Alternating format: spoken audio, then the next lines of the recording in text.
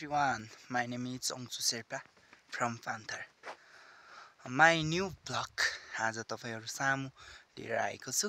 कृपया अन्तिमसम्म हेरेर like comment share गरिदिन पनि हार्दिक अनुरोध गर्दछु। म यो चाहिँ अहिले तपाईको लामी भन्ने ठाउँमा आएको छु। यस ठाउँमा चाहिँ म अहिले भर्खरै तपाई यो कति टाइम भयो भने 11 बजे चाहिँ यस ठाउँमा आएको छु। यहाँ चाहिँ एउटा पसल गर्दो रहेछ। तपाईहरुले अस्ति माझा गरे भन्नेमा मेरो एउटा सानो भिडियो हेर्दिनु भयो होला, कतिपयले लाइक गर्नु भयो होला, कतिपयले चाहिँ हेर्दिनु भयो होला। माझा गरे हैन, उहाँले पनि भालु लाग्ने जंगलमा दैनिक 10,000 कमाउँदै बस्नुहुने वाङचु शेर्पाको एउटा भिडियो लगाएको थियो। तपाईले त्यहाँ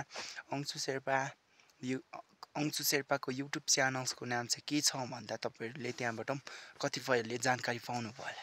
म चाहिँ यो डाँडा लाइनको सानोतिनो ब्लगहरु बनाउँछु। यो तपाईहरुले रोड देख्दै हुनुहुन्छ, यो चाहिँ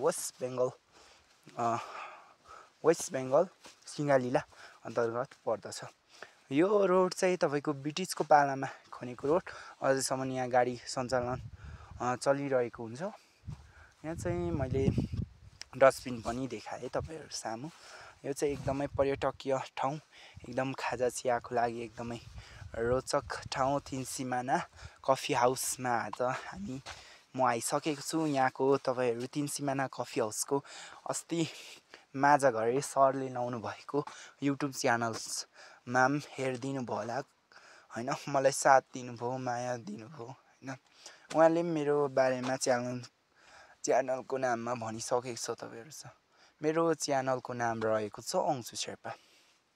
हेर्नुस् त, तपाईहरुले यहाँ चाउचाउ खान सक्नुहुनेछ, नुडल्स, त्यसैगरी बिस्कुटहरु, यो आलु चिप्सहरु खान सक्नुहुनेछ, बाँसुरी पनि बजाउन सक्नुहुनेछ।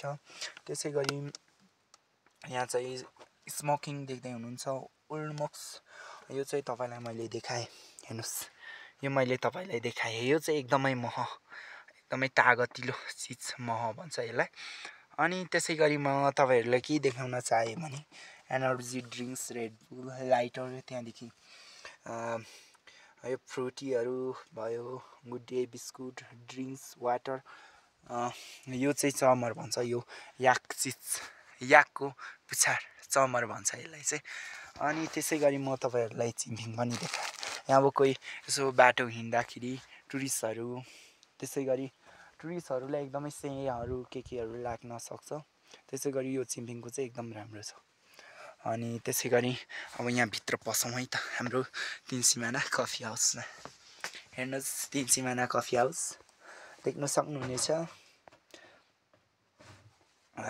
तपाईको यहाँ टक्क ग्लासहरु राख्ने एकदम राम्रो तरिकाले बनाएको छ, चाइनिज दिमाग।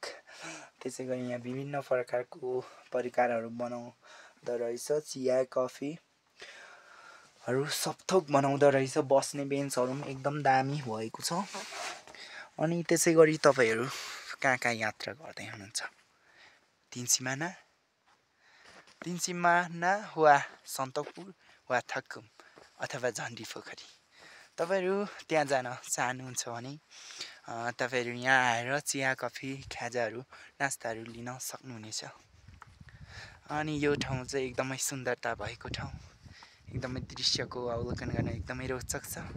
यहाँ तपाईहरु देख्दै हुनुहुन्छ नि टेन्ट, यो चाहिँ टेन्ट भन्छ यसलाई चाहिँ। यहाँ चाहिँ तपाईहरु सुत्न पनि मिल्छ, एकदमै तातो न्यानो हुन्छ। यहाँ चाहिँ म पसे है त साथी हो, एकदम आनन्द आउँछ। यो डाँडा लाइनमा चाहिँ यो टेन्टमा सुत्नु जस्तो मजा केहीमा हुँदैन अरु। तपाईहरु आएर सुत्न पनि सक्नुहुनेछ। त्यसैगरी यहाँबाट जुन तपाईहरुले भ्यू देख्नुहुन्छ नि, त्यो भ्यूहरु पनि अवलोकन गर्न सक्छ। साथै यहाँ नेपालको फ्लाइट छ, देख्दै हुनुहुन्छ नि, यो नेपालको फ्लाइट। यो ढुङ्गामा बसेर तपाईहरु फोटो खिच्न पनि सक्नुहुनेछ। तपाईहरु यहाँ चौरमा अथवा यो चौतारामा बसेर फोटोहरु खिच्न सक्नुहुनेछ। सो गाइज, आजको लागि चाहिँ यति नै। आगामी दिन आउनेछु। ल त साथी हो, आजको लागि यति नै।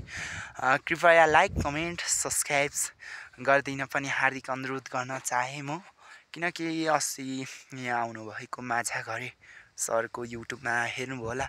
म चाहिँ यो मौसम सम्बन्धी अथवा यो डाँडा लाइनको म भिडियोहरू लगाइराख्नेछु।